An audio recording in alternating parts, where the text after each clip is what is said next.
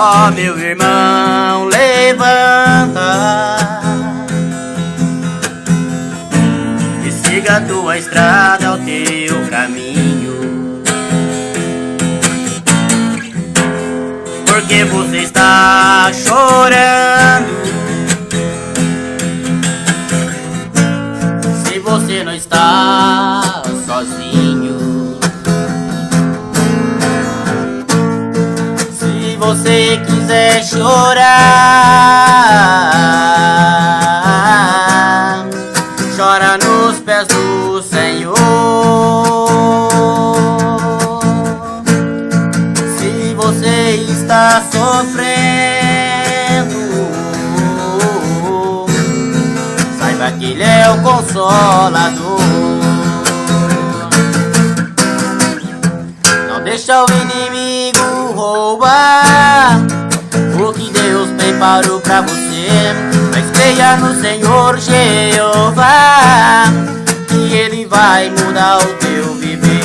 Não deixa o inimigo roubar o que Deus preparou pra você, mas creia no Senhor Jeová, que Ele vai mudar o teu viver.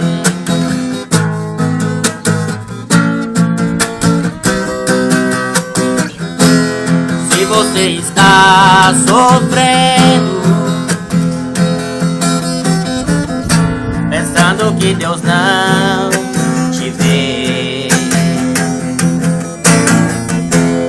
olha Ele ao seu lado,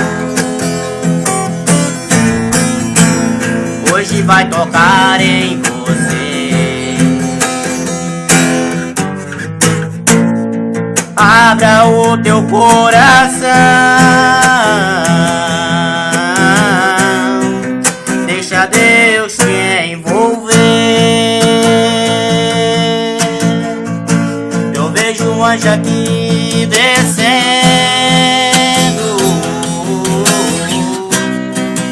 e vai batizar você. Não deixa o inimigo roubar o que Deus preparou pra você, mas creia no Senhor Jeová, que Ele vai mudar o seu viver. Não deixa o inimigo roubar o que Deus preparou pra você, mas creia no Senhor Jeová, que Ele vai mudar o teu viver. Não deixa o inimigo roubar o que Deus preparou pra você, mas creia no Senhor Jeová, que Ele vai mudar o seu viver. Não deixa o inimigo roubar o que Deus preparou pra você, mas creia no Senhor Jeová, que Ele vai mudar o seu viver.